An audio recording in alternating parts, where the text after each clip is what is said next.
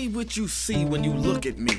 Do you see another brother lost in these streets looking for his soul? Trying to find my soul. Or do you see another brother searching for lost souls in these streets?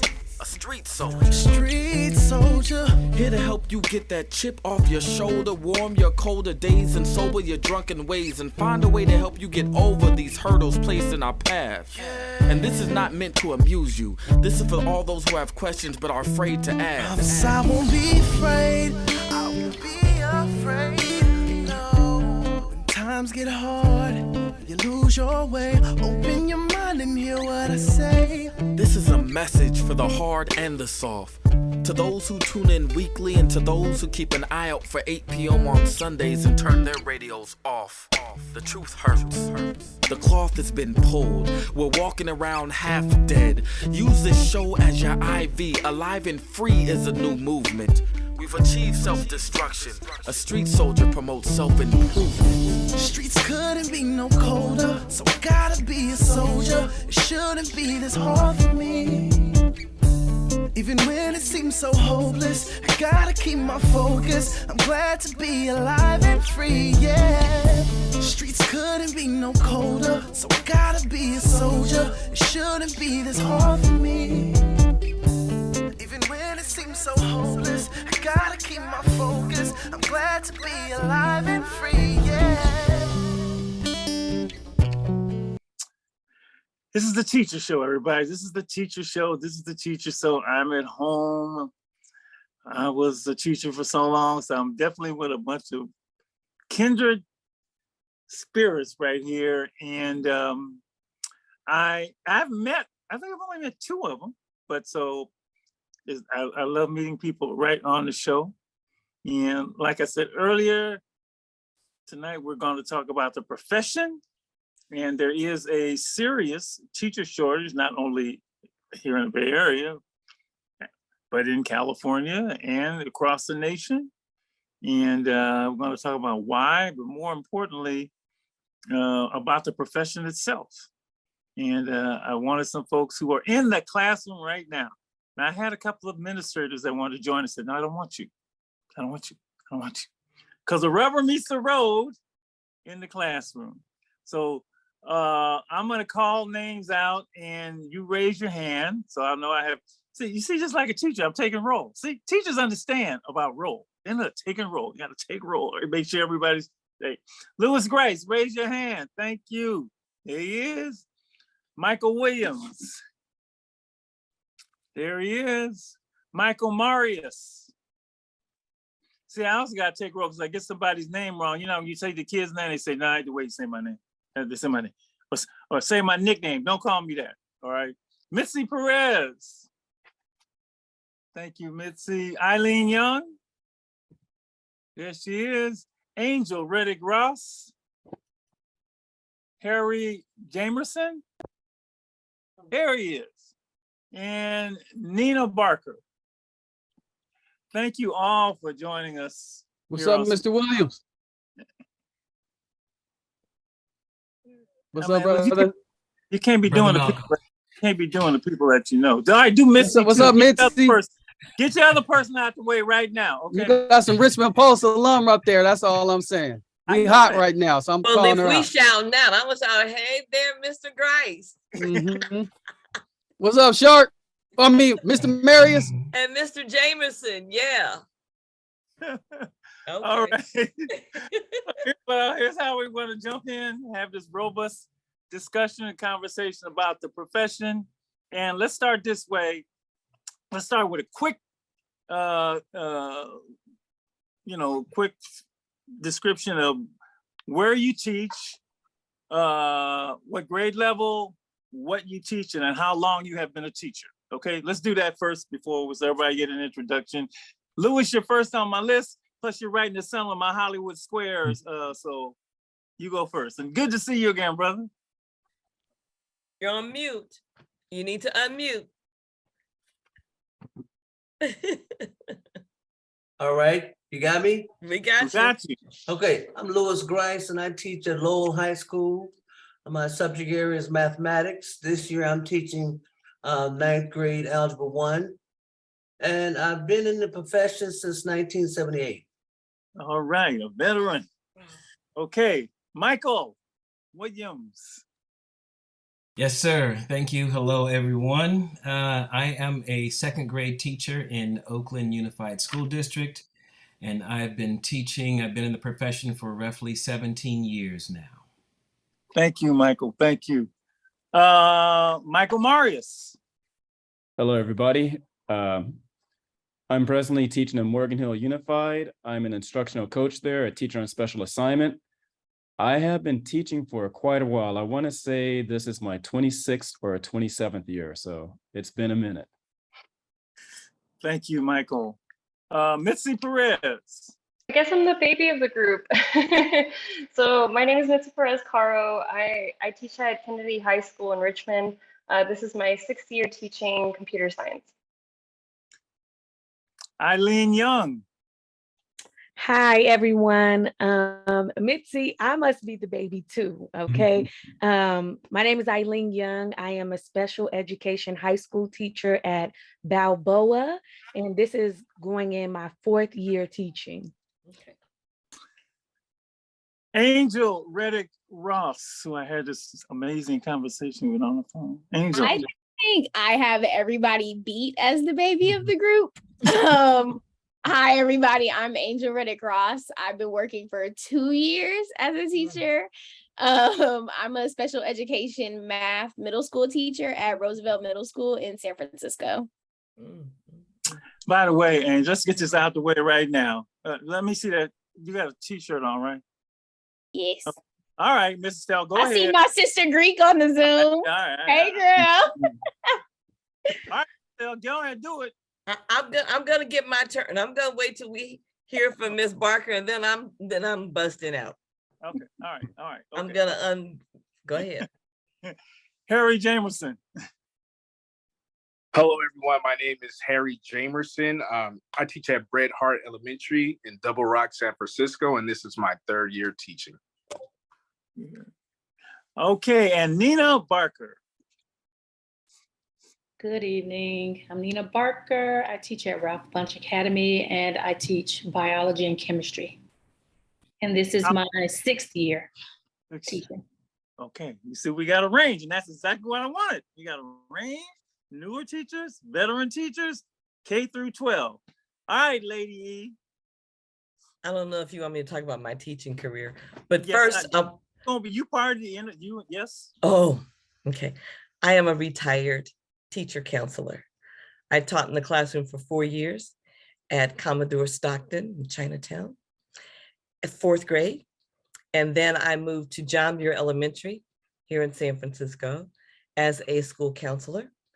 I have taught at San Francisco State educational psychology and cultural and linguistic diversity. And I have been a master teacher, and I have taught teachers how to teach. So and I am currently teaching at San Francisco State. Still, that's been over since 1997. And yeah, I teach at Alive and Free Omega Boys Club. I still work at San Francisco State. And is there anything else? Any other teaching I've done? I think that's a lot of teaching. You're not gonna say anything to Angel? I'm coming to Angel. Okay. And Oh, no, I see my soror. I see her. I see her. Mhm.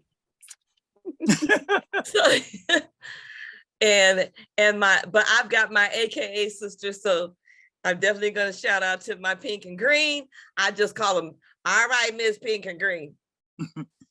But and to my soror Reddick Ross, I also want to give a shout out to my soror LaShawn Walker, who made the connection for me to Bret Harte. And a shout out to the principal at Bret Harte, that's Mr. Holinsky, to the campus supervisor, Mr. Alexander, who let me know that the teacher that we definitely need to make sure we have on the show is Mr. Jameson. So I just need to make sure I acknowledge and express my appreciation to everybody that's here, the work that you do, because I know what it's like.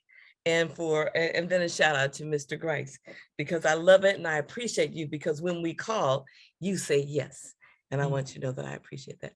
For those of you tomorrow morning, I know what that's like, up early.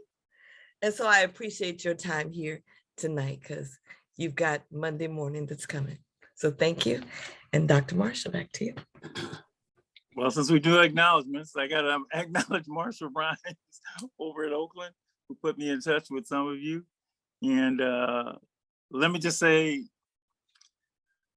like I said, well, I taught 18 years middle school math. 18 years middle school math. Anytime I talk to people, I say, you want a real job, go become a middle school teacher. You want a real job, middle school. After middle school for years, Potrero Hill, then became an assistant principal at James Lick. So yeah, we're all teachers here. We're all teachers here. And so what do you think? Let me just ask you individually, what is going on? Why do you think? I actually heard this thing on Apple News, which I caught it real quick. It said this teacher shortage has been going on for a while. It's not just like this year, although after COVID and now people's getting back to school and so on and so forth, it's really, I guess, acute now. What have you heard about why there is a shortage? Have many of you heard anything about why there is? Jump in now. This is live television, so you can't nobody be quiet. Okay.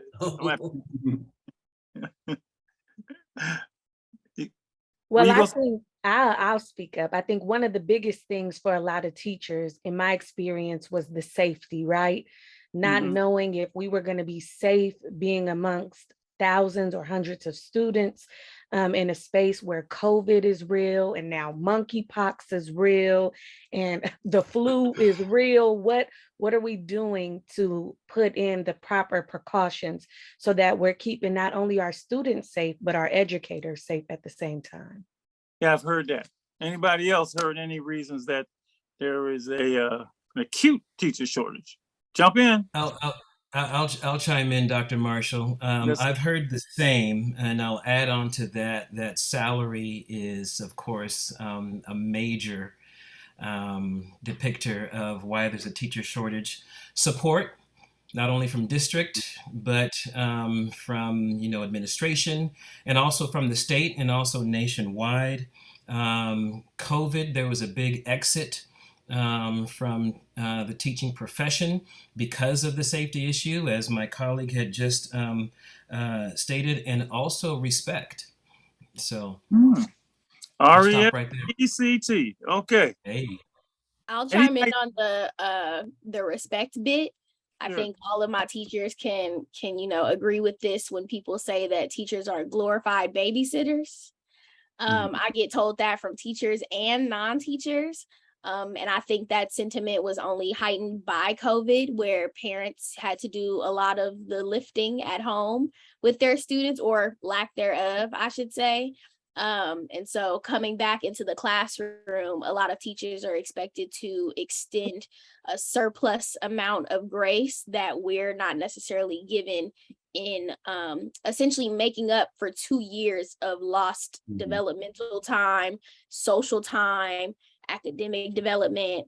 And so I think that overwhelming pressure from admin, from parents who believe that they now know the stresses of being a teacher because they had to work with their kids at home for 2 years, as well as students who are developmentally behind 2 years. And some of them, don't know how to adjust back into a classroom mode. I think teachers are kind of just tired, honestly. Okay. Anybody else heard anything other than what has been said so far? Yeah, well, let me weigh in and say that just recently, the president of the National Education Association, Becky Pringle, made the statement that in February that we need to treat teachers more like professionals, and that low pay and just being recognized as professionals for once should be the order of the day.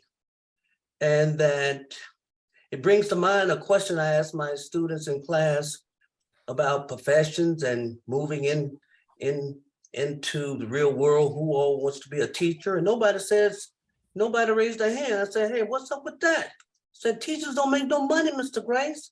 I said, wait a minute, hold it. Yes, we do. But, you know, I always found value in the profession.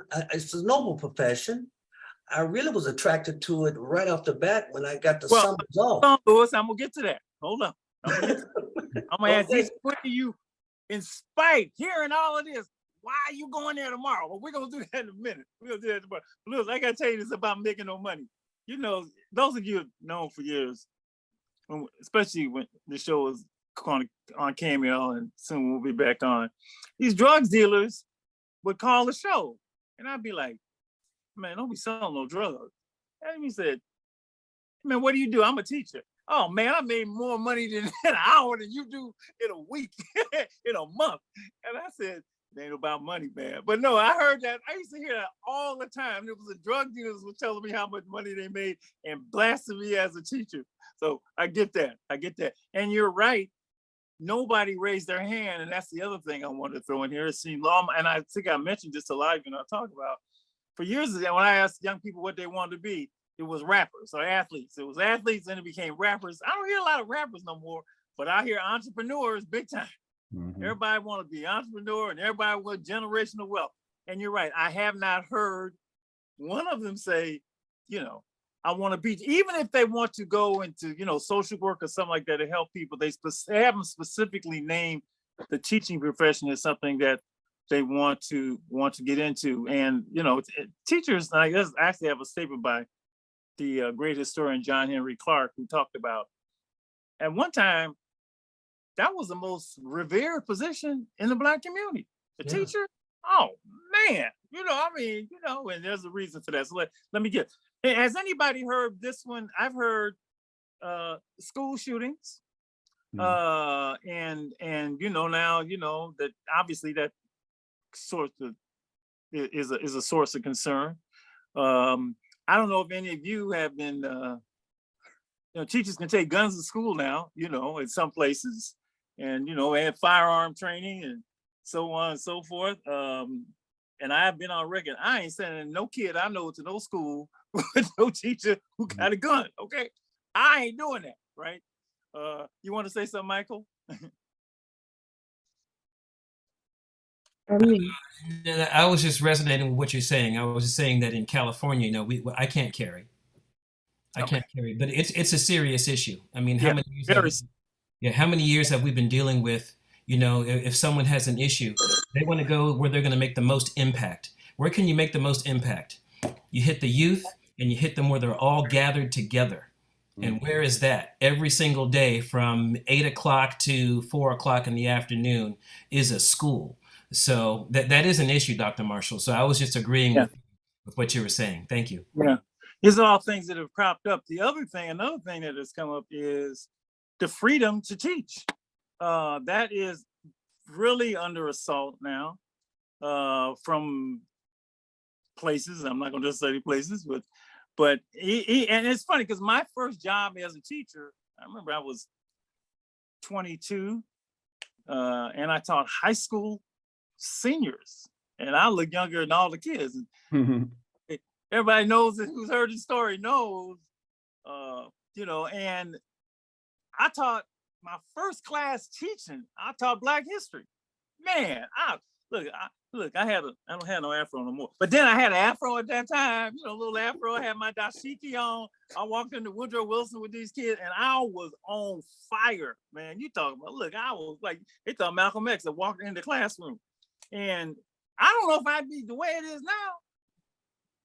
Could I teach Black history, right? Could I teach the truth? I don't know if you saw this story. I got to read this. Michael James, this teacher in Florida, reported an incident that occurred. The teacher at a school in Florida, an elementary school, he told on his bulletin board, he's white, but the majority of students are Black. So on a bulletin board, he put up Martin Luther King, Harriet Tubman, Colin Powell, George Washington Carver. And on the desk, he had a picture of Barack Obama. and somebody from the, what do they call themselves? Behavior. A certified behavior analyst Mhm. came in the room and took down the pictures. These are Black kids. And what did they say? This is in Florida, South Florida. Okay, because they said it was not age appropriate for these kids to have a picture, not only of Dr. King, Harriet Tubman, Colin Powell, and George Washington Carver, but Barack Obama. And you know, when I saw it, we've all put up our little boards, right? You know, I decorated my whole room. I had pictures up there. I didn't have a board. I had look, you know, look. And I'm thinking, you gonna come in my room, take pictures of Black people? You mean Black kids can't learn about black heroes? You get too young. I mean, I would have lost it. No, they would have lost it, or I lost my job, or something like that. So that is also in the mix here with all this going on. And so, yeah, our profession is under siege. And then the question becomes for you, each of you, why, but you're still here. Which is like, oh my goodness, I just love this segue. The questions that I'm hearing you say is, what brought you to it, teaching, and what keeps you in it? That's What brought you exactly to it? That's where I'm going. So each of you now gets a little more extended time to talk about why you got into this and what keeps you in it despite, and what do you think, you know, can be done to fix some of these things. So Lewis, now you can. Well, hey, I lucked out. It was a total mistake. And I ended up taking the teacher education test at the university. I passed it. So I kept taking the education courses. And before I knew it, I left university with a certificate to teach. Now, it was years before I even bought into the idea of being a teacher. But once I did, I instantly was able to get hired with the Los Angeles Unified School District as a teacher. And I just never looked back. It has never been any profession I've ever been interested in. This has just. That's interesting. I want to come back to that because. Okay. Yeah. Okay. That's how you got into it. Eileen, you. Honestly, I think teaching chose me. I did not choose teaching. I'm gonna be all the way honest. I used to work for YCD, running my EAT programs and youth development programs, and felt like I had reached my ceiling. And somebody encouraged me to do the Pathway to Teaching program with SFUSD. And I took a leap of faith, and this is where I am. I think the thing that keeps me here is I grew up in San Francisco, went through the SFUSD school system. And so for me, it's almost just giving back to that younger self that wish she had a teacher that looked like me with the braids and the beads to tell me that education was important. And you answered the second question too early, but that's okay. Because I was gonna come, I'm trying to do the round table thing here, but I want to come back to that. That's a powerful statement. And thank you for that. Mitzi, how did you get, and how did you get into teaching?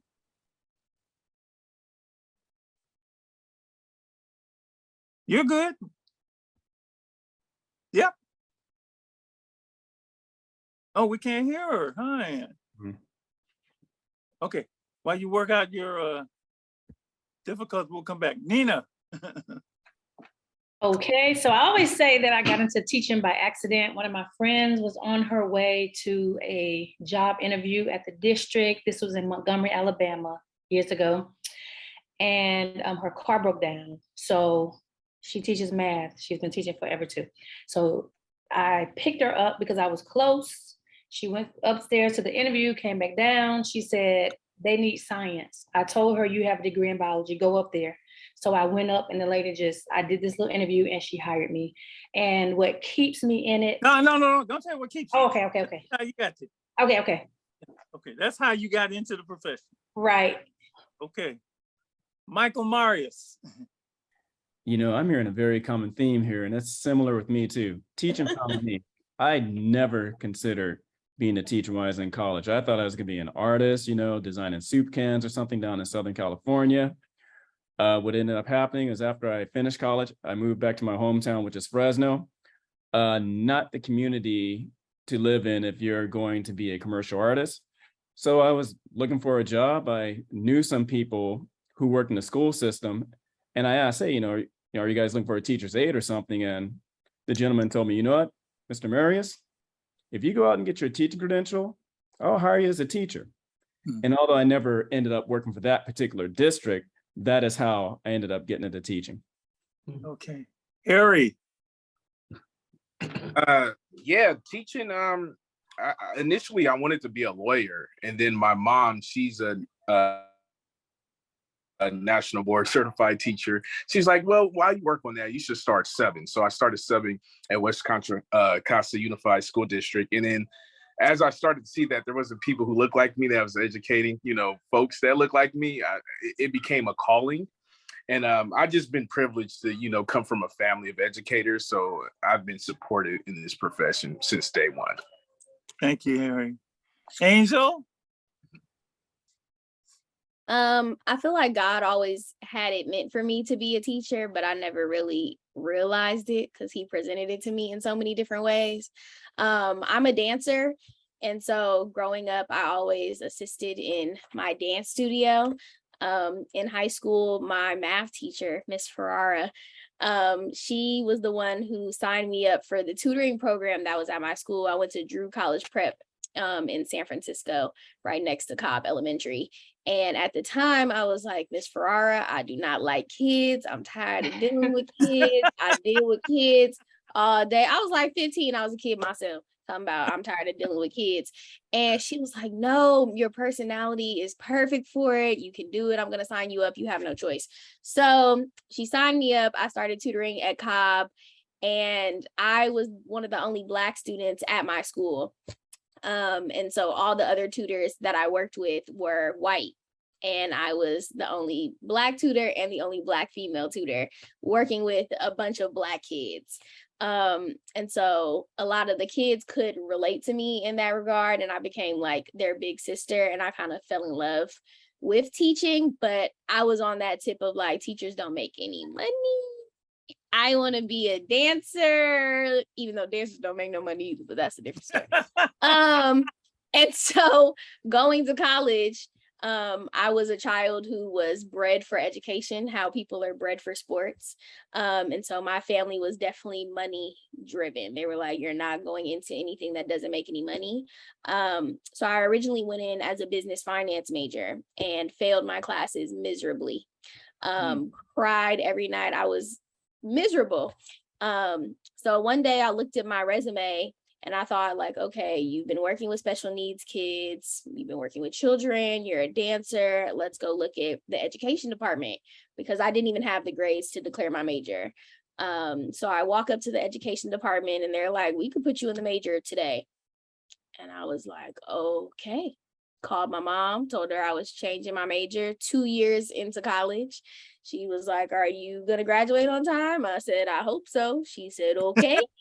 And 3 years later, I graduated, and yeah, now I'm getting my master's and my teaching credential in special education at USF. So my alma mater, make sure they treat you good. US don't treat you good, tell me. Okay. They treat me amazing. They treat me amazing, yeah. Michael Williams, how did you get into the profession? Well, first off, it's really great to hear the stories of other teachers. It kind of takes me back. I thought I was going to be a music professional and had graduated from San Jose State with a major in marketing. Think I was going to market my music, and I was working at a music store in San Leandro and sold bass guitar to the vice superintendent of Alameda County Office of Education. And I had always thought about teachers because I had two very influential teachers in my life. One was Mr. Tyler. He was my music teacher, and he influenced me to be able to play multiple instruments and not just keep me on the drums. And then Mr. Batista, who was my track coach, was very strict in what he had, what his plan was for me. And he brought a lot of talent out of me, but it took a lot of strict boundaries. And I always appreciated that because it got me to be able to be successful. So I took those into consideration, told my story to the vice superintendent. He said, you should come become a teacher for me. So I signed up with Alameda County Office of Education as a substitute teacher. My first day of teaching was in off 150th, what's the juvenile facility? Juvenile hall, right? Juvenile Juvenile hall. hall, and spent time That's there. a nice break-in. Man, that was really interesting. They had Granny that was there, and she led me through. And she said, "You can't be walking through here, thinking you're all hoity-toity with your little coffee and stuff, So it was a lot of fun, but I recognized that I enjoyed it and that I wanted more work. So I signed up for Oakland Unified, got more work, and then I started hearing from other teachers that, we need you. And I was like, how do you know you need me? Because you haven't even seen me teach. But they saw that I was a male, and they saw that I was a Black male. And the numbers probably about 10 years ago was that the Black male teachers are less than 2% in the country. And the number of Black male teachers in California is less than 1%. And like I said, the numbers are some time ago, probably about a decade ago, but I would imagine with the teacher shortage that is probably even higher now. But anyway, got in there and recognized that, as a substitute, that high school wasn't my happy place. Middle school was not my happy place. No offense to y'all, and God bless y'all. No, you got to find your place. But then I found elementary school and recognized that I could really do something and had an influence and had good communication with the parents and, and started learning how to work with administrators, and then found it. And then just, that's what got me in. And then I stuck with it. So I'll stop right there because I know there's more of the question that, we're going to answer later on. Thank you. Harry, have I asked you? I don't think I asked you yet, right? Yes, you asked me. I did. Okay, so I've asked everybody how. And Lady E, how did you? Well, let's see if Mitzi has sound. Yeah, okay, I'm sorry about that. It was reconnecting at the time, and I was like, no, this is not the right time. As a computer science, that's like a little embarrassing. But very similar story. I wanted to get into journalism. Both of my parents were like, what are you talking about? Teaching and journalism, it doesn't pay anything. But I really want to get the students to sell and tell the stories of Richmond in our area. So that's why I'm doing both now. So I'm going back to school to be a graduate student, and back to school in this crazy teacher shortage. Yeah, that's my story. And I think, I don't know if the soul is still here, but you're in that Berkeley program, right? That that he's been able to hook up. Oh no, she just got in on her own. Somehow I applied and I was like, let's give it a shot. I haven't talked to Malcolm in a minute. So it worked out. I'm homegrown, so I'm from Richmond as well. So I was really excited to be on beat again, and yeah. Berkeley School of Journalism, correct? Yes. Yeah. Thank you. All right. Lady E, how did you get into? When I was 5 years old, I told my mother I wanted to be a teacher when I grew up. I've always wanted to be a teacher, but the direction of my life took me in a different route. And I ended up getting a degree in business administration and management. And I worked for 25 years as an administrator for the telephone company. But I also was involved in the community, and everything I did in the community was in schools. I was in a classroom every chance I got, just talking to kids and telling stories or whatever I could do. And every time when the event that I had was over, I'd walk out of the school in tears. And so I knew that being in school was something that I just had to do. It just was a part of me. And then the opportunity came when I was in a major corporate, what do they call those things? Major corporate cutback. I was in that downsizing. Oh my goodness, they literally wiped me out. And that was just a whole nother that was a horrible story. And I said, well, this is an opportunity for me to go back to school. And I went back to school and I got my teaching credential. And, you know, that's another horror story. But I ended up in a program that was just perfect for me. And it just kind of worked out. My teaching just kept the opportunities to teach were just crazy. And one day I was on my way downtown to the district office on Van Ness. And I ran into this lady. I don't remember why I was down there. No, I don't know why I was. Oh, anyway, I ran to this lady. She said, are you looking for a job? I said, I'd love to have a teaching job. She said, well, come on in here and sit down. And I thought, I don't even know who this lady is. So I went in and sat down and she said, what's your name? And I'm just talking and oh my goodness, bless my heart. It was, I don't know if anybody knows, Dolores, my name, I said, who are you? She said, my name is Dolores Lemon Thomas. Here is your, next thing I know, I had a job teaching. You know, but it was just pretty remarkable. My first job again was, yeah, that's how I got in it. I loved it, couldn't get to it, but when I got to it, it was nothing but joy. It's interesting that you wanted to be a teacher from since I was 5 years old. Yeah, my mom wanted me to be a priest. She did. My dad wanted me to be a lawyer, and my grandmother wanted me to be a teacher. And out of the three, I decided to be a lawyer. I heard somebody else say they were going to be a lawyer. They're going to be a lawyer. I was going to be a lawyer. And I actually missed the law school, the LSAT. Okay, so to my Greek people here, you'll understand. I was out partying with, I'm an Omega, so you understand this. I was out partying the night before with my bros, and I ended up being late to take the LSAT. So when I got there, oh, you can't come in here. Are you late? I said, oh, it's only 10 minutes. I don't care, you late, you can't take a test.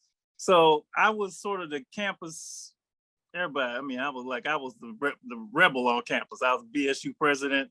So I got back, and the dean of the school of education, he had heard that I had missed the test. And he said to me, well, Joe Marshall, you know, you can catch it the next time around, but why don't you get into the credential program? I got a special program for you. You can get in, we're gonna put you on the fast track. Cause you know how it goes, you spend a year and you get a student teacher. Look, he put me in summer classes. By the end of the summer, he put me in Woodrow Wilson, like I said, high school, not teaching one class, teaching 3 classes by myself.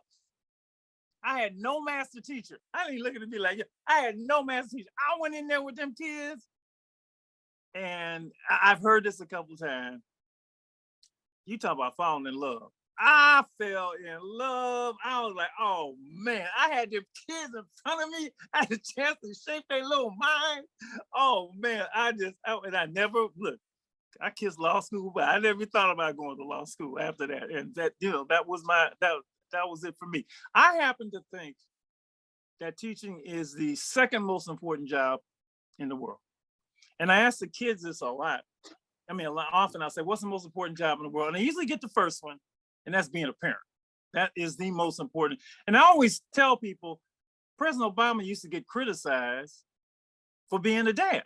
He would, you know, leave all of Washington stuff, and he would go home to be with his wife and his family, take care of his kids. And they would talk about him and say, well, you say black men ain't daddies. Now you got a man who's going home and be a daddy, you talking about, but that's how they treat us, right? And then I asked them what the second most important job is. And they generally, a lot of them will say a doctor. And I say, no. They say, what? And they finally get to be, why you say teacher? Because somebody's got to teach the doctor to be a doctor. So teacher's it. Teacher to me is the second most important job. And with you, all of you are doing the second most important job in the world. And you and I know, let me just say this, don't nobody hear this. With some of the parents we got to deal with, you might be doing the first most important job in the world. Because I know I did.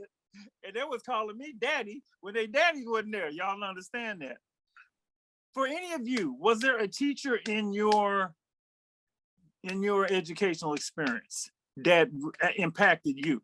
I'm just curious about that. And I remember, I'll get to me first because I'm here.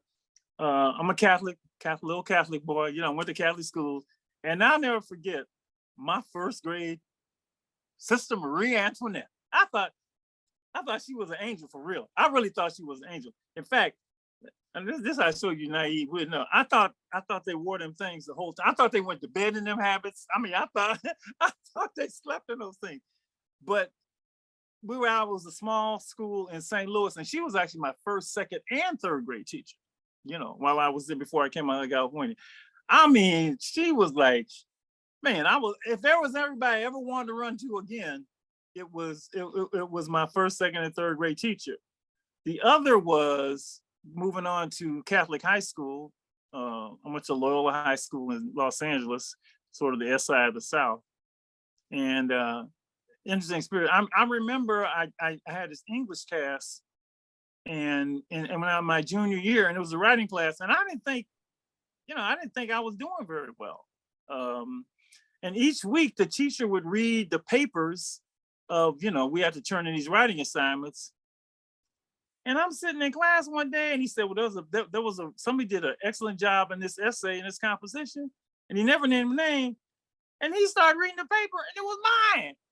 I was like, damn, man, you know, and he came back to me, he said, so Marshall, that's a very good paper. And it's those little moments for me. Was there any teacher for you when you were coming through, a moment like that in your education that just grabbed you? Jump in. Your story brings up a lot of memories, Dr. Marshall. There were two for me, and the common bond between the two is that Mr. Tyler and Mr. Batista recognized who I was. They were able to see my talent, and they were able to extract that talent with me specifically amongst all the other teachers, amongst all the other students that they deal with. He still was able to see who I was, and I never ever forget that. And that was very, very influential. Mr. Tyler brought out, you know, just, I still play music to this day, and I'm so appreciative of his knowledge and wisdom.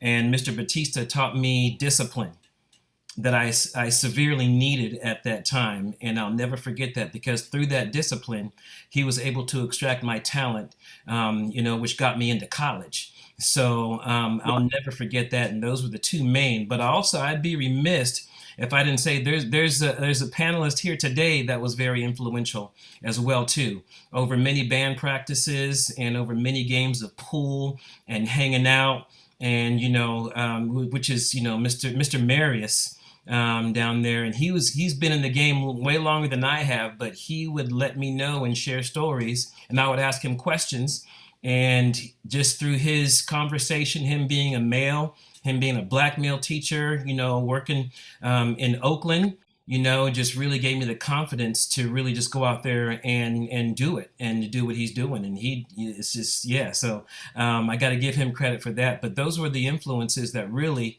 really pushed me and thrusted me forward in the teaching profession. Thank you. Yeah, that's wonderful. And he's right here, and you get to say that. I mean, you may have said that before, but a million people watching the show. Now you get to say it in front of everybody, and that's very nice of you, and it shows the impact that teachers have on young people. Thank you. Anybody else? Any particular instructor along the way for you that? I have one. Go. So in high school, chemistry was not my strongest subject. Neither was biology. I was an athlete. I did enough to get by. I didn't care as long as I made the grade, so my coach wouldn't kill me. Mm-hmm. So one of my science teachers, her name is Miss Campbell. Like, I don't even know if I would have finished high school if she wasn't my teacher. Wow. So I had a lot of traumatic experiences with teachers, and Miss Campbell was this one. She would be like, I know you had a game last night. I know you're tired, but you got to do this work. Stay after school, come before basketball practice or come early in the morning or do something. And I got you. I'm going to show you how to do this. And so that was like my other mom at school. So Wow. she pretty much just, she held me accountable. She didn't just like let me do this. And actually, that's how I really became okay in chemistry. Never thought I would be teaching it. Yeah. That's wonderful to hear. Again, the impact of the teachers can have on students. Anybody else? A Mr. teacher? Jameson had his hand up. Yeah, I can Oh, share. go ahead. I went to elementary school in Richmond, California. So Mr. Man named Mr. Blackston, who taught at Nystrom Elementary, and he was my first grade teacher. And he really instilled a sense of responsibility at a very early age. So, you know, when you are given tasks that other students don't have, you remember that. So if he asks you to go to the office, or he asks you to go to his car or something like that, you remember those tasks. And he was the only teacher who really truly instilled that self-trust. You know, I didn't feel like, you know, demonized at an early age. It was just like, you know, you're making your way. If I made a mistake, he made me feel comfortable to make mistakes. Also, he was the first teacher that made me memorize my home keys on the computer. So I don't know if you know the home keys. And again, that was like over 20 years ago, and he had us memorize that.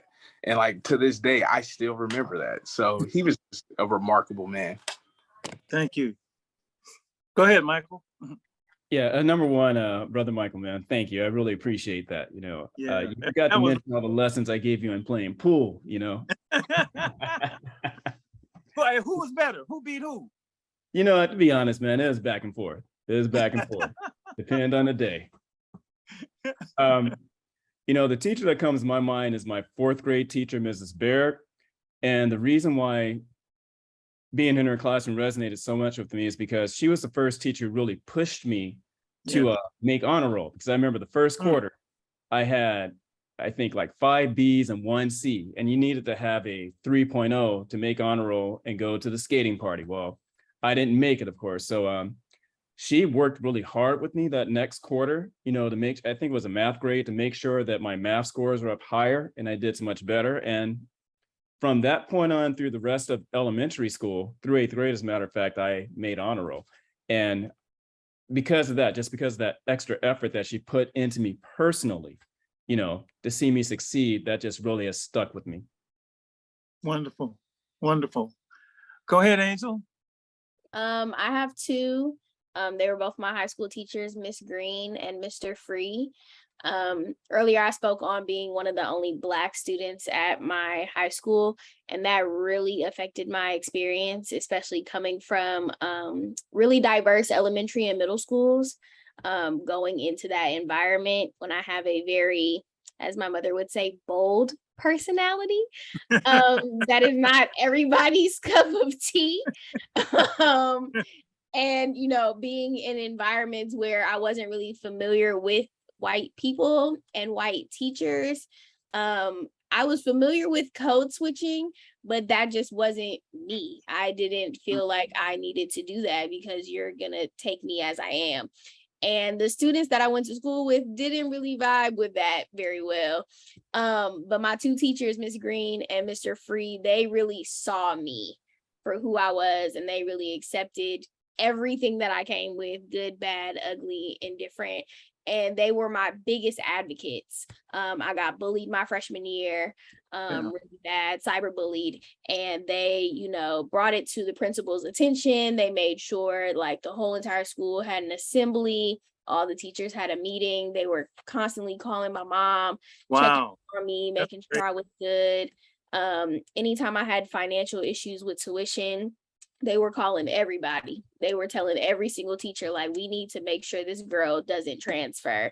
So I was telling them, I'm not going to be able to stay. You know, I'm growing up, single mom, 2 kids. I can't afford this. And they were like, no, you're going to stay. We're going to figure it out. And every single year, my tuition got lowered because of them.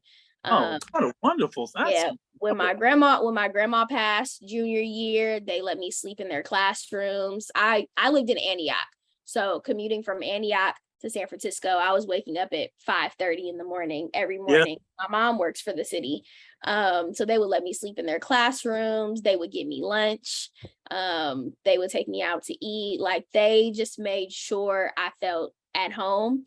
And Mr. Free was one of the only Black teachers at the school too. And so just having that relationship with him as a Black male, you know, that made my experience all the better, because we could talk in a way that I couldn't talk with other teachers. We just had our own language, and other kids saw that and they were like, why do you talk to Angel that way and you don't talk to me that way? And he's like, because it's not for you. Like, that's, you know, to the point where he calls me his niece, you know, like that. That's like my uncle, you know, when I tell people like, oh yeah, Mr. Free, like that's like my school uncle, you know, and he still checks in on me. I send him my graduation card and everything. Like, that's really family.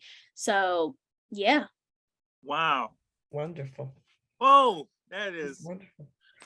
Anybody else? Lewis is Mr. Lewis. Grice's hand was up. Lewis. Yeah, let me weigh in and say that I've been it's been so long since I've in the 60s, you know, when I started the first grade.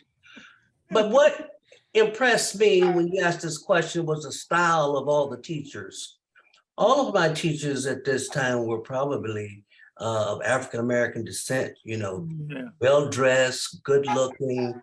Everybody comported themselves so nicely. And that's what I always... Lewis, where was this? Where was this? Was in Memphis, Tennessee. Okay. And so these were stylish people. They took pride in looking well and knowing their craft and their subject. And so that's what impressed me the most, the different styles. But I will tell you, in kindergarten, I came into the room with a book satchel. You all probably don't know what that is, but it was a backpack. But back then, it was plastic back then. I was in kindergarten and I put it down as soon as I got in the room, but I put it on top of the heater. There was a heater in the room. Of course, it began to melt, and Miss Smith, I won't ever forget, she must took it, impacted me nicely, okay? First grade, I gotta tell you this, Miss McCullough, when I grew up, the thing was, my uncles would always ask you, what's your name? You had to know your name, Louis James Grice Jr. You asked me that all the time. So in the first grade, we was lined up outside, and she asked everybody to be quiet and stop talking. So I was in line and I was still talking. And so she asked me, who do you think you are? I said, Louis James Grice Jr. And of course, pop, pop, pop, pop. So my first two experiences with teachers had to do with pain and punishment. But let me tell you, the one who really influenced me the most was Miss Browning. It was November the 23rd. John F. Kennedy was just assassinated. Yeah, 1963, right? Right. Yeah. And she was able to, won't ever forget her gray hair bonnet. She was able to calm us down in such a way. Yeah. It's just a calmness that she had. And that goes back to my point about style. Yeah. While some classrooms were getting a little bit antsy and she kept us so well relaxed.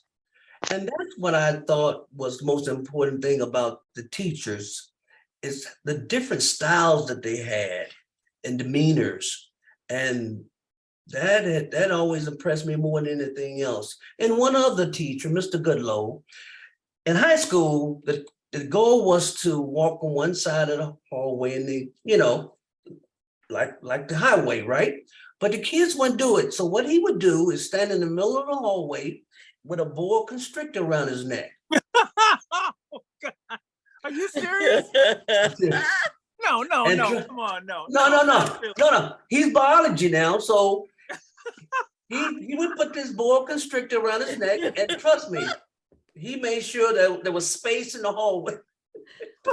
But it was a style of the teachers that I drew from. That's some style. A boa constrictor. Memphis, Tennessee, Lord. Yeah. Wonderful story. Thanks. Anybody else got one about a teacher in their educational upbringing? I'm happy to share. Sure. So I had two teachers who really resonated with me because they allowed me to be like a class leader. And I think that really inspired me to do teaching. And I think Mrs. Stell said that earlier that like in fifth grade, or sorry, in first grade or kindergarten, when you were 5, that you were ready to teach. And it's funny because I was looking through my kindergarten book and it said, me and my sister like to play teacher. So that really sat with me. So Ms. Schaefer, Mr. Roseville, I think they both really shaped me to be a leader.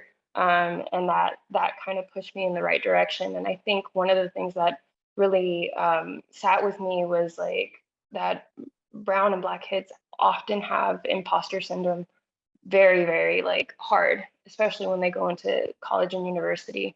And what I always tell my students is like, y'all gotta like try your best, but also be mindful that you earned your spot wherever you're at. And I think that's what gets a little lost sometimes. And I think that's what we really need to push for our students.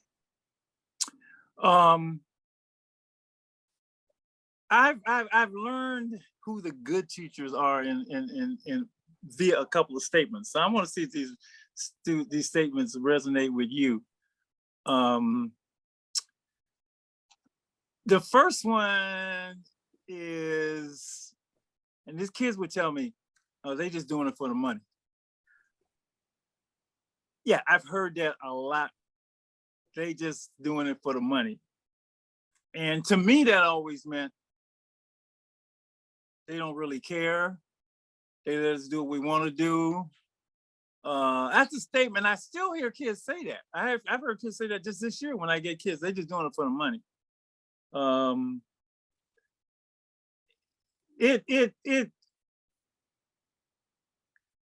I guess, why do you, and then that's to, since there is no money, really. And so this leads back to why you do it, given all of the challenges that that you face, and you named them all early on, you know, school safety, salary, support, support. And again, you don't have to clarify, we've all been in that, you know. I will just say the kids were never a problem for me. Everything else outside was a problem for me, right? The administration, the meetings, all of that stuff, that was a problem for me. It was never the kids. I mean, they were a problem, but I could deal with them, you know, that's fine. But all this other stuff I had was just insane for me. The respect piece, the glorified babysitter piece, everything you name. What keeps you going back? What is it for you that keeps you going back? And especially hearing the stories of those teachers who even you talked about, impacted, how the impact they had on you. Why do you go back every day in spite of all of this stuff? And you know, if you want to just say, well, it's the only job I got, okay, well, I do that, maybe that's it too. But I don't think good teachers, and I won't say good teachers, I mean, I really mean that, good teachers, the ones that, you know, the kids will tell me stories like this about them. And I'll bet, if I have a chance, maybe we'll do that, because you talked about how, you know, these teachers impacted you. I'm sure each of you have had stories like that said about you. Whether you've been teaching 1 year or whether you've been teaching, as Lewis put it, a long time, right? A long time. Because so let me just say that. And let me just can I say this to my middle school? Let me have middle school folks. Let me raise your hand. So I gotta just say, just for middle school people, at least they never told me, man. I'm old school. I mean, me and Mrs. Stell, we probably sound. I'm an old school teacher. Like, you do it. I run the classroom. You do what I say. Blah blah blah blah blah. I'm understanding, but you know, hey, I gotta have order. I can't teach in disorder. We gotta have order in here. I used to have my class on lockdown. You know, when I could run down the hall and I come back and the kids would be like this, right? I mean, you gotta have work. But I remember I couldn't, you know, the kids would turn and I see them years later and they would say, man, you the best teacher I ever had. You the best teacher I ever had. You was causing all kind of hell in the class. You was jumping off. But I know the elementary school kids might be able to tell you I like you. And the elementary people, you tell me if that's possible. I have taught from 5th grade to college. The high school folks might be able, you might see it, but middle school, just be patient. Now, when you see them like 5 years, 6 years later, they're gonna give you the same story. So I just want to tell the middle school people, yes, they call it middle, like a middle child. Middle school is special. So I just my middle schoolers actually tell me they love me. That's wonderful. And I'm very old school in my approach. Like out the gate, first day, I'm like, look here, y'all not gonna disturb my peace at job I barely get paid to do.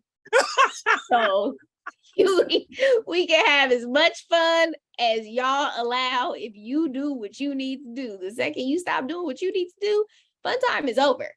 And my class is the same, where I could go down the hallway and talk to somebody and I come back and it's like silent. And I have veteran teachers asking me all the time, like, how do you get your kids to behave like that? Like, you're a second year teacher. And I'm like, kids inherently crave structure. They love it. I see everybody nodding their heads. I mean, they truly do. Would you all agree with that? That they really do crave? Yeah. They truly do. And I feel like even with the kids who might act a little out of character sometimes, I saw a video the other day that, you know, really brought things to light for me and gave me a little bit of clarity. Kids act that way in places where they feel like their emotions are safe. So they're not going to act out of character in a space where they feel like their emotions aren't going to be considered and validated, you know. And so I think that brought to light for me a lot of different things. One, being a middle school teacher where kids don't know if they want to be 3 or 30.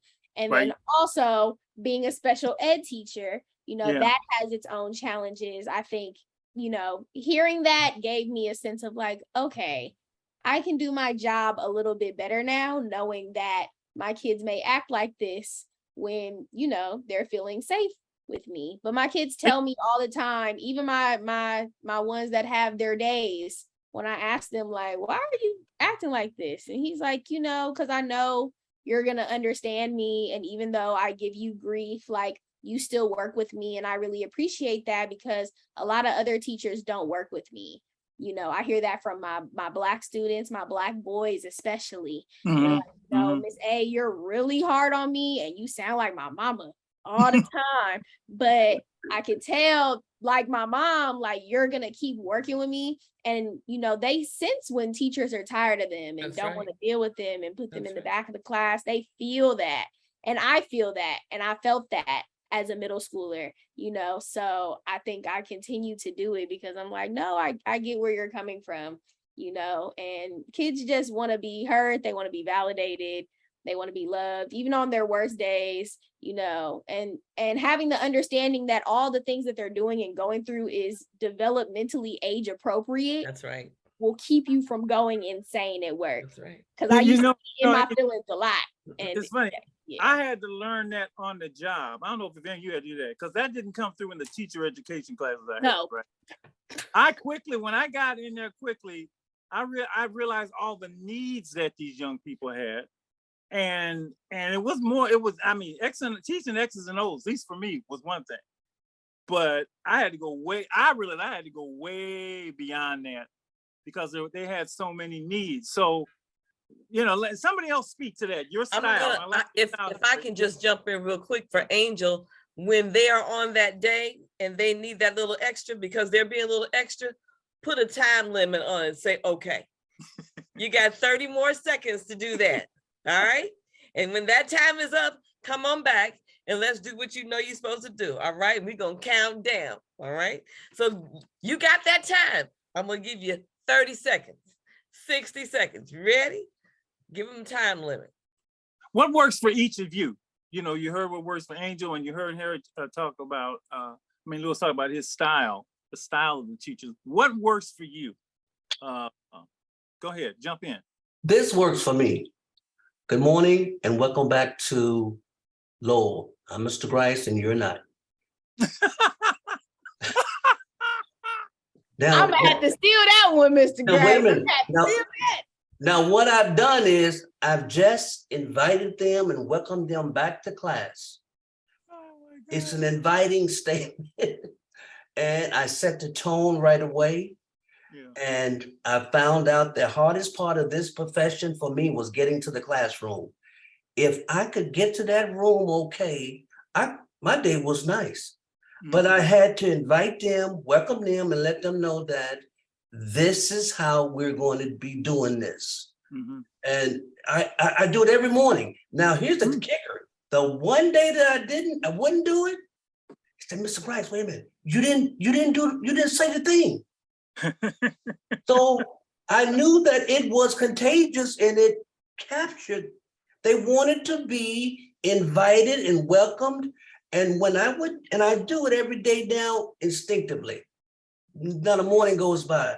So, you know, like I say, you give me some of yours, I give you some of mine. That's respect. And that has always been my mantra when I entered the classroom. You know, I teach math, social studies. I've kept redefining my areas of expertise, administrative credentials, social studies, math. So, you know, I was constantly staying fresh, and that has helped me to be effective. Wow, wonderful. Somebody else, what's yours? Go ahead. I think for me, I'm also feel like I'm old school too, but we create community agreements in my class. And so once again, I teach special education, which a lot of students feel like they're not held to a high expectation. Like, because you're in special education, you can get away with anything. In my class, we don't do that. We create these community agreements together. And when you don't honor these community agreements, well, I'm going to refer back to them. And you're going to tell me which one of these items that you broke and how you can bring us back to that high level expectation that we had from the beginning, right? Because just because you have a couple extra resources in special education does not mean we're not writing this essay. It does not mean that you're not turning things in on time. It means that you need a little extra support, and I'm here to be your cheerleader, but we still have the same high expectations that are for the entire school. So those community agreements, I mean, we whip them into shape from the beginning. And then I begin to ease off of those things because now you have a consistency, you have a routine that you know and an expectation of how we are to conduct ourselves in class. As that structure Firm again. with love approach. Firm with love approach. Yeah. Somebody else, your style. What do you do? Go ahead, Michael. I see a couple, Mike. Yeah, this one right here. Yeah, I saw your mic off, so I jumped right. You know, I'm hearing a lot of things I do myself. I hear structure, consistency, community building, and mutual respect. You know, and I really, you know, in the same sense I'm hearing from the other teachers, I work really hard with the students to help them understand that, you know, this is a community. This classroom is a community, and the way we behave in this classroom impacts everybody, and it circles back around. You know, so if you're coming in the classroom and you're presenting yourselves in a manner that's, you know, very negative, you know, that negativity is going to bounce back. If you present yourself in a manner that's positive, that positivity is going to bounce back. But in the same token, of course, we have bad days. You know, sometimes we don't feel like being bothered, you know, and I teach my other students, hey, you need to respect when somebody is having a bad day. You know, if you can help, you know, and if you can encourage them, then do so. But if they need that space, offer them that space, you know. And another thing, you know, students like to tell on each other. You know, Mr. Marius, you know, such and so did this or did that. And I'm like, well, help them out. I mean, why don't you point out to them what it is they're doing, why it's wrong, and see if they correct it. Now, if they don't correct it and you need a little extra adult help, I'll definitely jump in. But, you know, if that's happening, I'm not talking about extreme things now, of course, but if something, minor is happening, you as a fellow community member can help your fellow community member, right? And, in that sense, it empowers the students in the classroom, to, take on a lot of responsibility themselves, So, that's what works for me, is to empower the students to be their own managers, as opposed to me doing all the managing for them. Absolutely. Somebody else, what works for you? Jump in. So I do some of the same that I've heard others mention. One thing that I really like to do is I like students who I taught maybe last year in a different subject and they have me again, I'll make them the leaders of the class. Right. And when I make them the leader, it's like, I really don't have to do anything about behavior. Okay, this, like if a new student comes, because in alternative education, they can probably come every day. So I already have somebody here. So this is what you do here. So it's somebody else steering the way. And if they need me for assistance, then I just step in. But I have leaders in the classroom. Yeah, that's nice. That's very nice. Who hasn't had a chance to respond? Harry and Michael Williams and Mitzi, what works for you? I can respond. I teach fifth grade. I don't know if I mentioned that, but I teach fifth grade. And it's important to develop relational trust. I mean, if students don't feel comfortable with you, they're not going to try. So that's very important to introduce a growth mindset. And I think there's various ways you can introduce a growth mindset to students. And we do a lot of activities where if a student makes a mistake, you're not chastising them. You're giving them language to bounce back. So setting classroom norms around bouncing back is very, very important. And also, I heard another colleague said expectations and constantly reviewing the expectations and just drilling it in because we co-created and that's how we're going to go about our day. It's important to let know kids about spaces. Like in my classroom space, this ain't your house. You don't see no video game, you don't see no TV, you see a classroom, a board, you see materials for learning. And I think once they're able to discern different spaces and they're able to discern, how you behave in class and how you behave outside, then, the classroom starts to become functional. I want to mention a statement you said the other day, and I hope it's okay that I said, and you told me, I teach fifth grade in Double Rock. And I said, Lord, you in Double Rock. He said, well, man, that's my little family. That statement right there. You didn't say that in this, but what works for you, but that works. That is powerful. That's my little family. Because I think I got over immediately when I started, this whole Alive and Free Omega Boys Club thing, was I was going to do what their family wasn't going to do. That is a powerful word. And you didn't mention it this time, but I did. Is that true? I mean, that's the way you feel about them. Yeah, no, it's like, I had my cousin in my class last year, and then you really had your... Yeah, so like, I have family ties around the Bayview. So when I see, when I'm in the community, I'm the fifth grade teacher. People see me, they know who I am, they know my family. So this work is different. It's not that I could go into another community and just take off. Like I have to be there. I have to respond to everybody, whether it's from the church members to the organization. I have to be the one who take care of business. And I think it's important that we look at the communities we serve as our family. Like, how would you treat that kid when their parents aren't there? You would treat them as family. Are you better? Because we're paid to serve the community. It's not about me, it's about them. So, but I love Double Rock and Two Jacks to Bret Hart all over. Like that's I live for that community because it's important that they have someone who show up for them how they show up to school. Well, but I want to add to that. See, what you're saying to me, what you're saying is that I'm gonna treat my son the same way. There ain't no differential between you and them. Yeah. I'm gonna treat that family thing is just, when you said that, I said, now I see why they've been talking about this, brother. Appreciate it, brother. Thank you, doctor. Mitzi, you got what works for you? Yeah, so I really agree with everything that everyone's been saying. Like it really, those classroom relationships, you got to build that day one. And this week was our last, well, this last week was our first week. I actually had them do an escape room at the end of the week. I was like, you know what? I'm tired of icebreakers. Let's get into something. Let's learn about what you're gonna learn about and use the technologies, use this to try to like escape 506.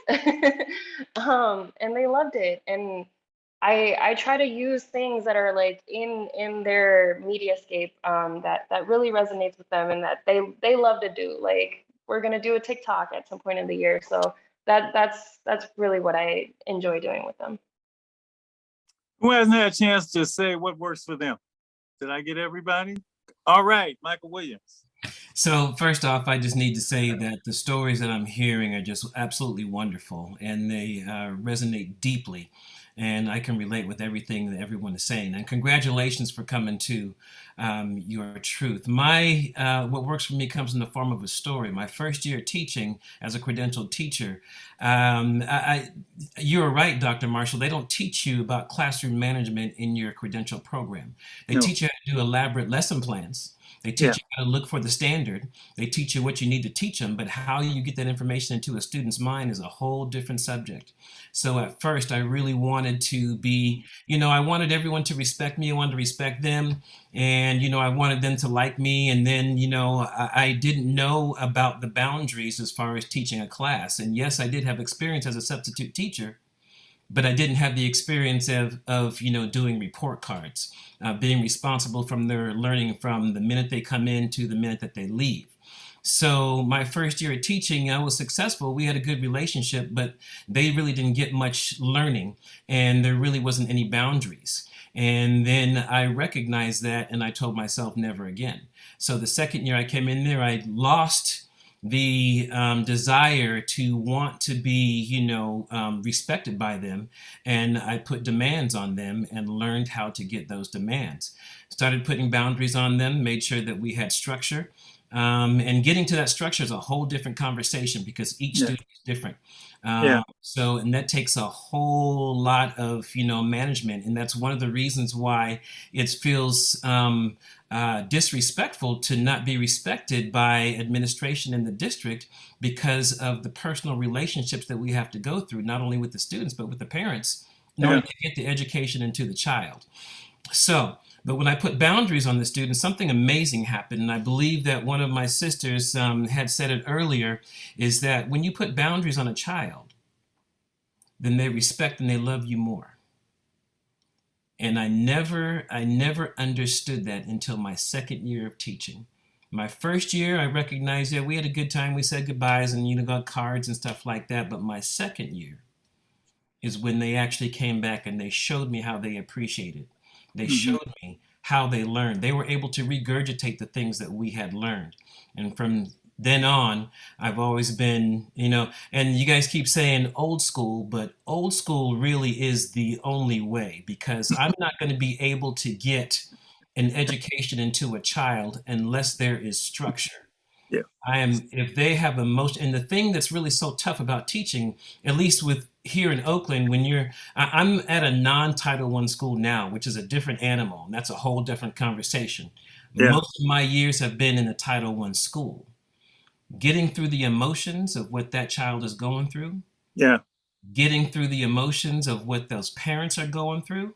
Sometimes I did not even meet the mother or father throughout the whole year until the end of the school year, which is fascinating to me.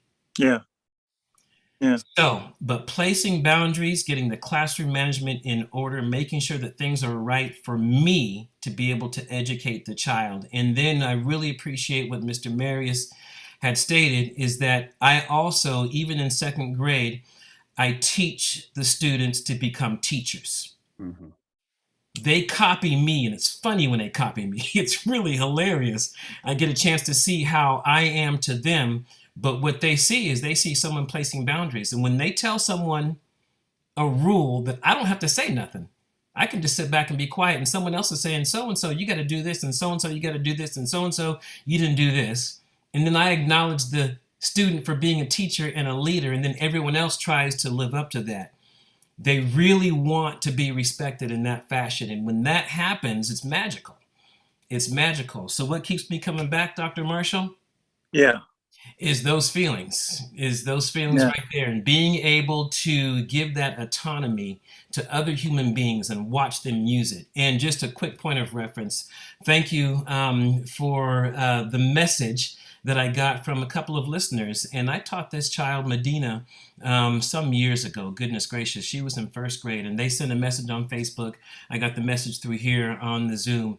I can't tell you, when you impact a student and they remember you years later and they come back to you, that's how you know. That's part of the reason why I keep coming back. Thank you. Wow. Ooh, man. I'm gonna ask each of you, wrapping this up, each ask you, why do you do it? And you just, Michael has just said why he does it and what he said. We do, Lady Estelle and I do this thing, and I've done it pretty much. It always marvels to me when you get a kindergarten class, particularly with a lot of, Black and brown students.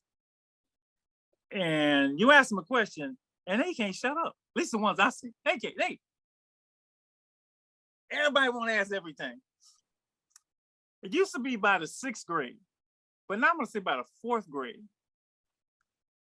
their hands don't go up no more, right? It's like the pilot light that was lit has slowly become to get snuffed out, right?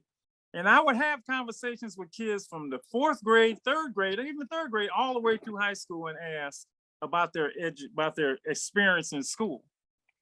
And it always boiled down to basically three or four things. First thing they say is, you got in and you was like this. And then they say, well, yeah, but they don't like us. Somewhere in that first 3 or 4 years, they'll be getting a message that you got to be every day, but we really don't like you, right? And how it's conveyed, I got my idea how it's conveyed. I got an idea of who their teachers are at those earlier ages. The second one I would get is they don't think we can do it. It was like the expectations were so low for these kids that they would like dumb it down, but there was this like in the math, there's the lowest common denominator, and they just felt somehow that they just don't think we can do it. And I know I can do it. And one of the reasons I got tired because I did my work fast and they had nothing else for me to do, and they kept giving me this. The third one, and I don't usually get this one until I get into this, was they don't teach us anything about ourselves. That's the three things I've always heard from other people. And, they don't like us means they let us do what we want to do, and I would get that. It seems that all of you are when they get you, the pilot light is beginning to dim, you ignite it and get it going again. And those of you who got that pilot light, roaring, you're going to keep it roaring. Because once it gets lit and they get to the point when they can I got it. And we know this don't happen to our kids. We know that. It didn't happen to a lot of us, right? Once it gets lit, that flame can just take off. So, like I said in the beginning, this is the greatest profession in the world to me because of what they're in your hands. They're in our hands. And the impact that we can have, and we do have on them, is just so. Why do you do it? Why do you continue to do it in spite of, the lack of respect and all those other things? Because the pay ain't going up, at least not tomorrow. Why do you go back in there year after year, class after class? And I'll tell you something else. We got some new teachers on here and we got veteran teachers on here. And I think it's important to, share, we want to keep you in the profession, okay? Mm-hmm. Unless, you get a great job at Apple. But other than that, we can't afford to lose folks like you. Our kids can't afford it. So Eileen, why do you, what is it for you? Oh, thank you, Dr. Marshall. Well, for me, Like I said, I am a San Francisco native, came through SFUSD, did not graduate high school on time from SFUSD. And so my journey began within youth development. And so when I got into teaching and I got into my high school that I'm currently at, I noticed that, there was a small population of Black kids, and I was the only Black educator there. So I know that meant that there was no educator there to speak the language of my kids coming from Bayview and Sunnydale and Fillmore. There was no educator there that was, could talk about the name brand shoes and could talk about the newest hot song out, that could build that relatable bridge with my kids to even get them interested in walking in the classroom. And so I knew that I needed to be that resource for them, that advocate, that fighter for them, to get them to walk across that stage at the end of the year by any means necessary. So what keeps me coming back is being that teacher that teacher I didn't have, right? Right. And That's ensuring that my babies knew that they had at least one person that would fight till the end for them, even if I was dragging them across the stage, right. to let them know that it is possible, right? Coming from somebody who didn't graduate on time and now has a master's, it's possible. Okay. Who still can be vulnerable in front of her class and be like, I just felt that wrong. Y'all caught that? But we still gonna make it through at the end of the day, right? Being okay with making mistakes and still succeeding at the end. So that's why I get up every morning from El Sobrante to go to San Francisco to make sure my babies, feel supported. That's insane. So you really was letting Yeah. Lewis. Oh, well, let me see.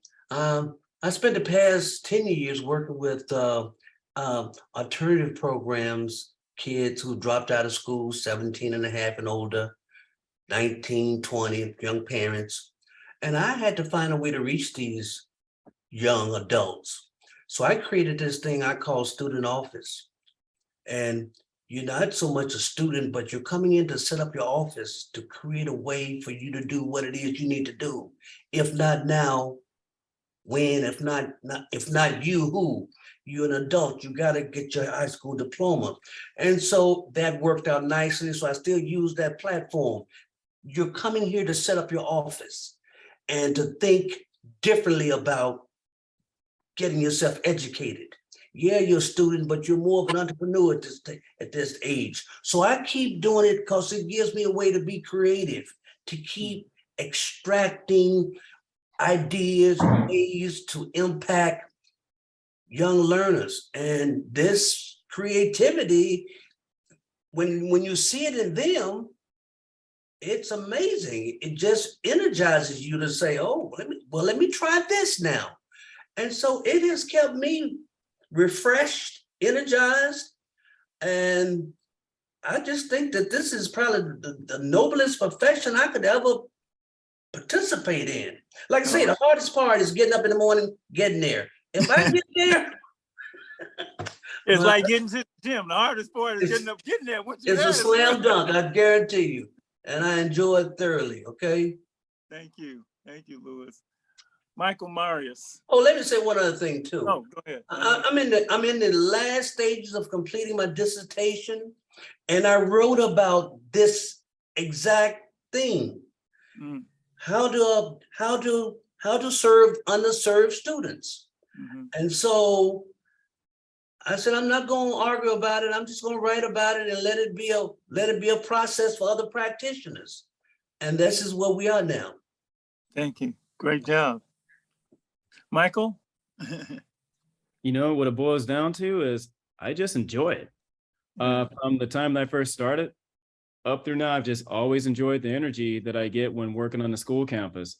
I have worked with many different demographics. I've worked in different regions in California, from the Central Valley throughout the Bay Area. And one of the things that's been consistent, I've realized that, the energy and the effort that I put into the students was what I got back from the students. And I guess what I mean by that is when I see the kids come on campus first thing in the morning, I let them know that they are appreciated, that I am happy to see them, I'm happy to work with them, and that their presence, makes my day. And then in return, when I put that energy into them, they feel appreciated. They show that appreciation back towards you as an educator. So I make it a point at the beginning of the day, whether it's in the classroom or on the playground, wherever, I just let them know, man, I appreciate seeing you. I appreciate working with you. You make my day, and when they know that they're appreciated, the kids will do everything they possibly can to, succeed, to do their very best, because they're there to, I don't want to say to impress me, but they, I just to circle back around, they enjoy being appreciated, and I like just sharing that energy, receiving that energy back, and that's what brings me back to it. Care about you. That's what I'm gonna throw in. Yeah. Care about you because you care about them. Yes. That's right. Mitzi, are we doing it? We got the sound thing again. Okay, keep moving. Nina.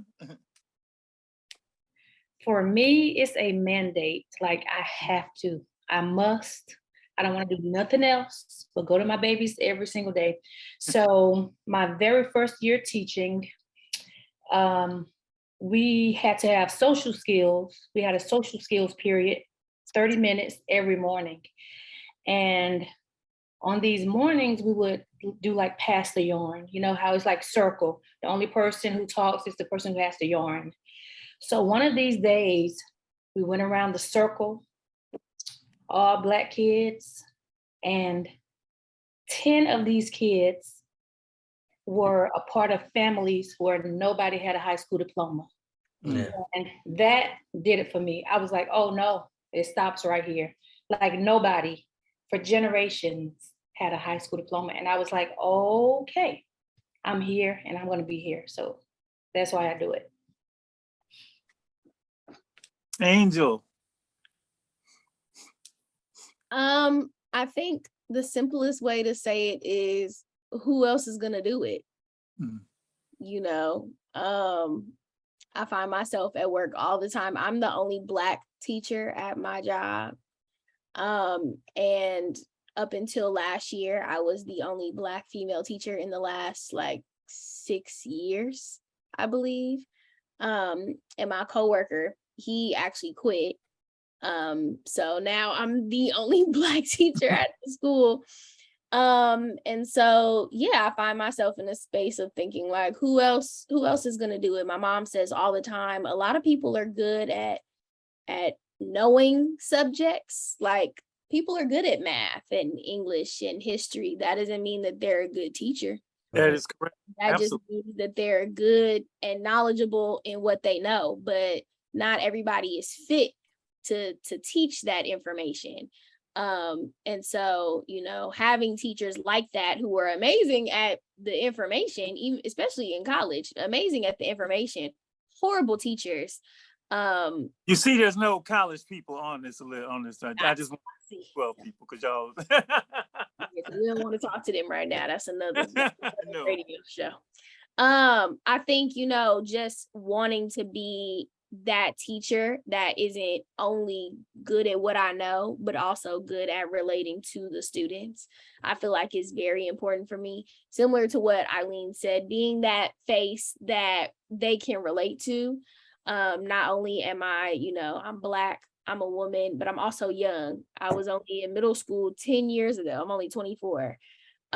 So sometimes when the students talk to their other teachers, they're like, you don't get me. You were born in a completely different era. For a lot of them, I'm the same age as their older siblings or their older cousins, So when I pull them out of the class and ask them like, what's really going on with you? It doesn't feel fake to them. It doesn't feel forced. It doesn't feel like I'm trying to be the cool teacher who's down with the kids. They genuinely know that I talk like this and that I care about them and that I'm really trying to like get down on their level and see where they're coming from. And so I think I do it because I really enjoy creating those genuine relationships with them. I really see my students as my kids, to the point where I think people think I have children because I say my kids and my babies all the time. I believe people think that I am a mother, which I am not. And I feel like that just speaks to my love for my students. Like, I really do look at them like my children. If anything were to happen to them, I'm riding at the crack of dawn for them. We ride at dawn, you know. So I think I just do it for that. You know, I know middle school is kind of that age where you're in your own bubble, you're in your own head because you have so much going on with you. It's hard to see outside of yourself in middle school. You know, you're going through so many different changes, but I remember some of my middle school teachers, you know, and so I want to be that teacher when they look back like, wow, like she's the reason I made it to high school. You know, she was that one teacher that actually cared about me, you know, and kept pushing me, even though I was going through all these changes and might not have been the nicest kid.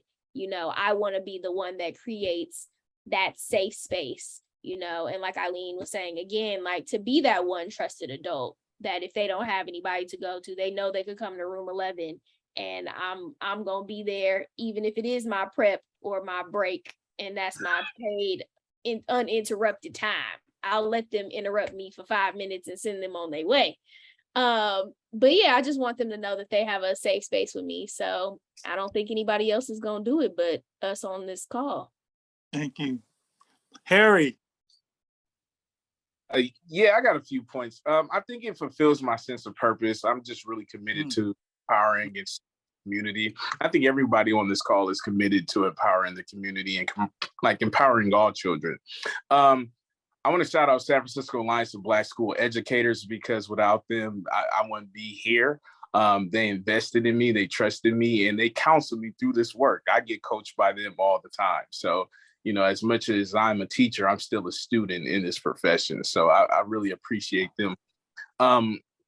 And, you know, just ultimately, I just want to say my ancestors, to be honest, like my ancestors, you know, at a point in time, it was over 100 years where, they kind of barred us from reading, you know. So it's important that, you know, for to be in this country, we need to be literate. And I'm not talking about like, you know, just knowing your ABCs, like being able to have conversations with a lot of different people from a lot of different contexts. That's very important that kids have that.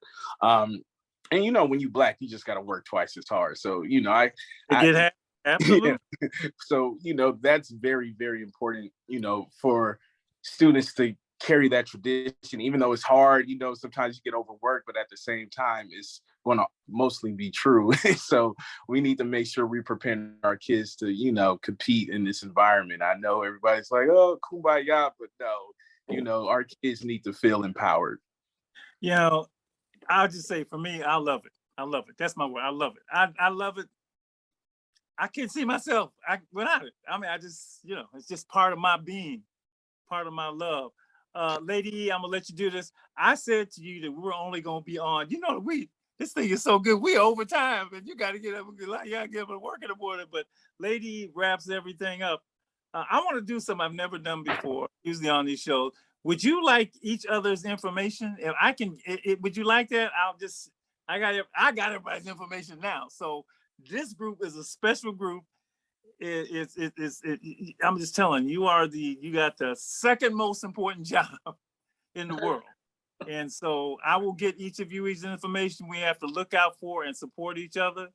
Hey, maybe we can go and speak to each other's classes if we get a chance. You know, that is just, we're not in this alone. And that's what's so wonderful to me about our ability to do this. Lady E. Dr. Marshall, don't forget about Mitzi. I didn't didn't want to interrupt. That's right, Mitzi. Okay. Yeah, a dog started barking outside. I put myself on mute, then I had to take myself off. But for me, it's super important. Like, I'm a community advocate at heart. And when I was going to college, I saw all the disparities in our flatland schools in Richmond. And I saw the differences in the Hill schools. And I was like, this needs to change. And I can only do so much in my classroom, but I care deeply about the community, and so whatever way I can, I try to help. And I'm a union rep. I do other stuff with like a community foundation here in Richmond, but this is home, and we need to fix it. We need our students to want to live and be here and grow their community as well. So that's what it means for me. I'm gonna give you one more, Mitzi. You are creating the next Mitzi right now. Right now. Oh no, believe me, you are. Just by being there, you are creating the next Mitzi. So, Lady E. If you were told to teach, whether you were inspired to teach, even if it was an accident that you became a teacher just by chance, there is no accident about the work and your being at this place, at this time, doing this work with the young people whose lives have been put in your hands to make a difference. You walk into the room and they not only do they see you, they look to you to guide them, to care about them, to love them, to teach them, to hold them, to remind them, to encourage and inspire them, to show up for them, to be honest with them, to let them be who they imagine themselves to be, to fix what was broken, to be better than the other teacher, because that one that didn't even know I was in the room. You have been entrusted with their lives and their learning only because that's the way you were made. And that's what you're supposed to do. Blessings to you this school year as you get ready and come up with creative things to do to wake them up, to keep them going and help them know and remember, you can do it. You can do it. And why do you know they can? Because you did. And you're not going to let them forget that they've got in them the same stuff that you've got in you. That's right. And we can do it. And we will. So blessings to you this school year. Thank all of you for joining us. Blessings to This you. is way back. this school This year. is just amazing. I'll get all of your information to each other. There'll be a copy of the show on the website. You can watch it anytime. You might want to show this to some other people. But you get some teachers to watch this show, okay? You say, look, this is some teachers. I know some teachers. We're going to talk about what teaching is really about. So just thank all of you. This is just marvelous. And let me let you go. Get ready for tomorrow morning, whatever it is. And we with you. Thank you for being here. Thank you for the work that you do. Thank you for changing young people's lives. Thank you. Thank you. Thank you. As E40 would say, one love. All right. Good night. Thank you.